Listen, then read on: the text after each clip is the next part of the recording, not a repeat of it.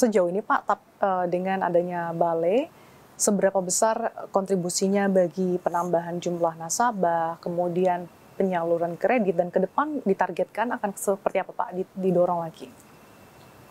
Kita akhir tahun ini pengen 3,6 juta user, Mbak. Hari ini udah di atas 3 juta, jadi saya yakin Desember 3,6. Ini kan baru 1,5 tahun ya.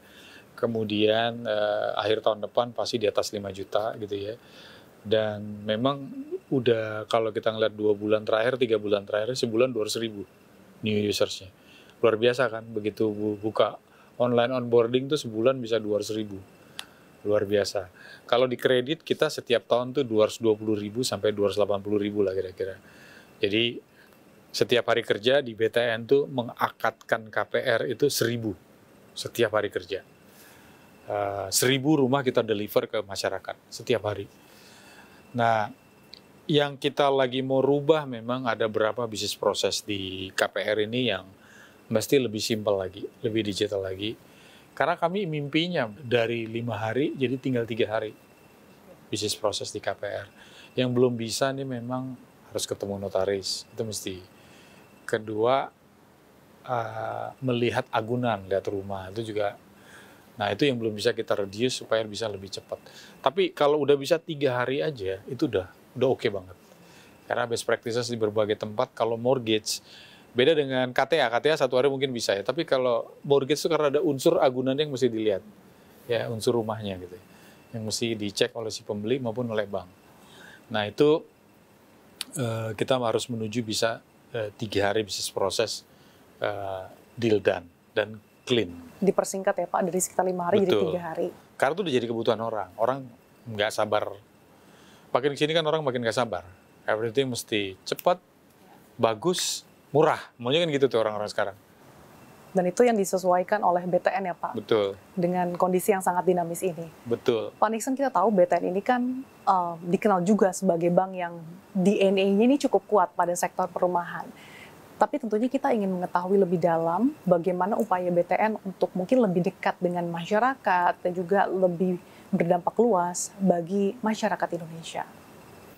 Ya, memang dulu kita dikenal sebagai bank yang melayani perumahan di segmen bawah, ya, menengah bawah, dan itu dulu terkenal Perumnas sama BTN, rumah-rumah seperti itulah. Hari ini juga masih kredit program dengan pemerintah kita yang paling besar menjalankannya. Sepertinya tahun ini kalau 350.000 kuota dari Kementerian Perumahan, jadi tahun ini kuotanya itu 350.000 gitu ya. Kita menargetkan 75% sampai 80% itu di BTN.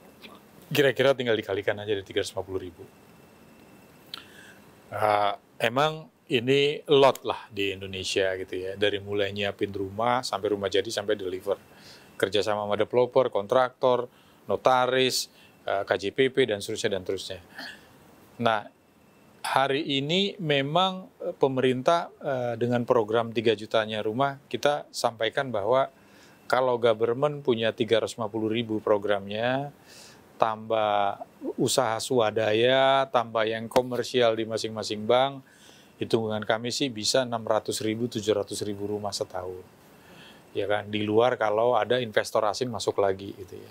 Nah, yang menarik hari ini memang banyak perubahan-perubahan, Mbak. Satu, yang beli rumah semakin milenial, semakin muda. Data statistiknya gitu. Kedua, kelompok perempuan ini juga sekarang menarik untuk dilayani dengan baik, karena angkanya pelan tapi pasti, yang akad rumah dengan gender wanita itu semakin membesar. Ya, sekarang tuh udah 33%, sepertiga akad itu dilakukan oleh perempuan. Dan dulu kan perempuan beli rumah tuh ikut suami ya.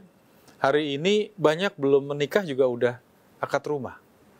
Itu juga sesuatu, ya itu sesuatu yang berubah juga di masyarakat kita gitu ya. Nggak tahu kenapa, tapi investasi di rumah sebelum menikah itu juga kalau dibilang milenial nggak mikirin, ternyata angkanya begitu tuh, gitu ya. Malah seru juga gitu. Apakah dia buat investasi, apakah dia buat ditinggalkan, itu motifnya beda-beda. Nanti kita lihatlah. Nah, yang berikutnya lagi yang kita mau bantu pemerintah selain tadi 3 juta rumah adalah Kita lagi masif dengan Kementerian PKP, dengan Tapera, dengan ekosistem perumahan, mendorong perumahan di tengah kota, urban. Ya kan, pemerintah, Perumnas, kantor BUMN, dan Antara ini lagi bangun satu program misalnya TOD. Nah, kita punya satu proyek TOD bersama Perumnas yang bagus adanya di Depok. Kalau Sasa pernah main ke Depok, stasiun Depok, itu di atasnya ada apartemen. Dulu ketika diintroduce tuh harganya 300-400 jutaan tuh. Itu di stasiun kereta sehingga dia nggak ada kos lagi ke stasiun. Di belakang stasiun kereta itu UI. Langsung ada rumah sakit UI. Jadi ada hospital dekat, di depannya ada mall seberangnya. Ada jembatan, ada Depok Mall, ada Detos, ada apa segala macam, ada berapa mall tuh di daerah situ. Dan itu sangat laku. Jadi urban menurut saya hari ini yang mesti kita bangun adalah karena kalau orang urban kaum mudanya kan nggak milih rumah yang gede, mereka tahu diri itu mahal. Tapi yang mereka pilih adalah yang integrated dengan transportasi. TOD tadi. TOD, Transportation Oriented Development. Nah, itu bisa dengan stasiun kereta, MRT, LRT, stasiun bus, dan sebagainya. Nah, sehingga mengurangi kos mereka dari rumah ke pusat transportasi. So, dia bisa jalan kaki atau integrated malah.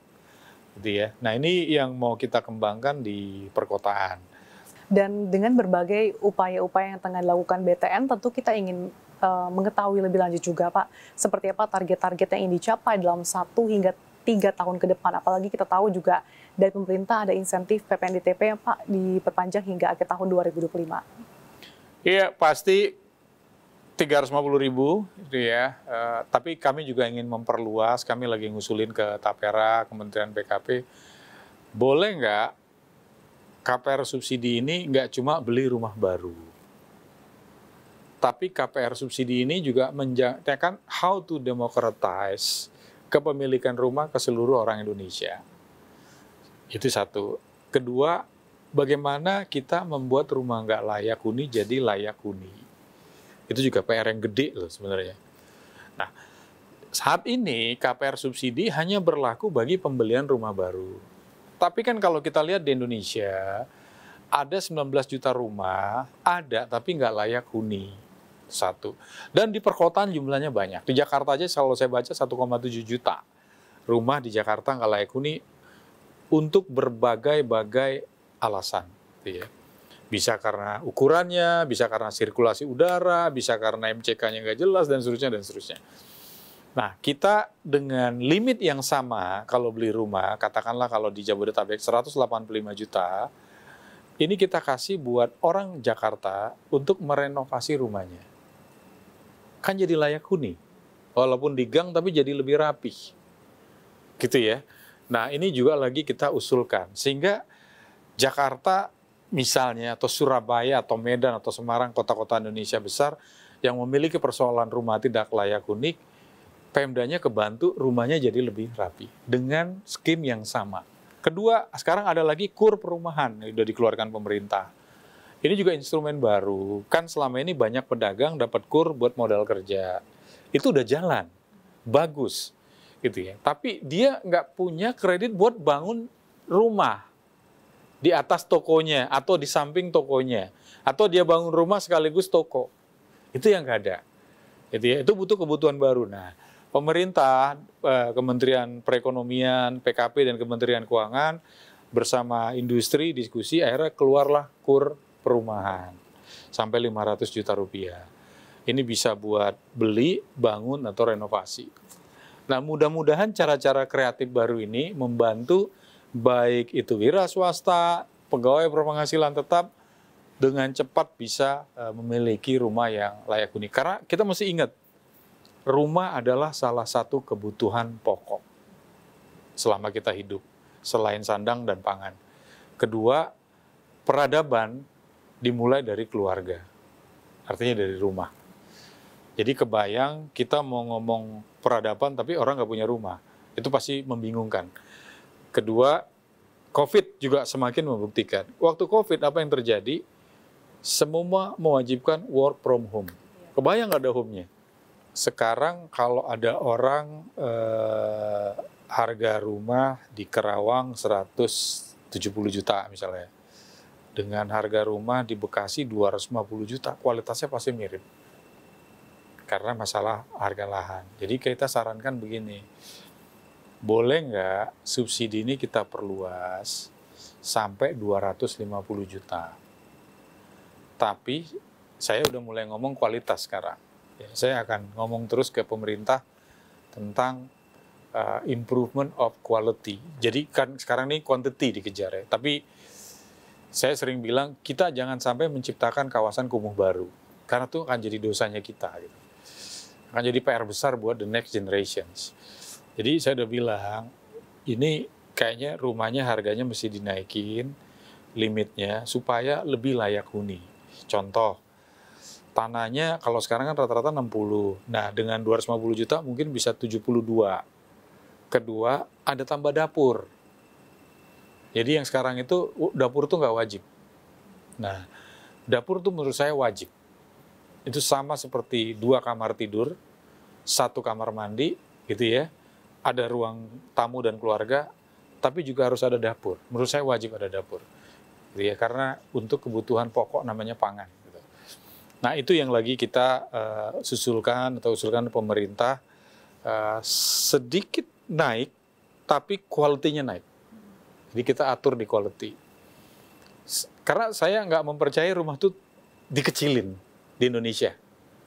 Kamu bayangin ya, simpel aja kalau teman-teman turun ke jalan, ke lapangan, lihat perumahan, itu nanti ketutup jemuran semua tuh kalau rumahnya terlalu kecil.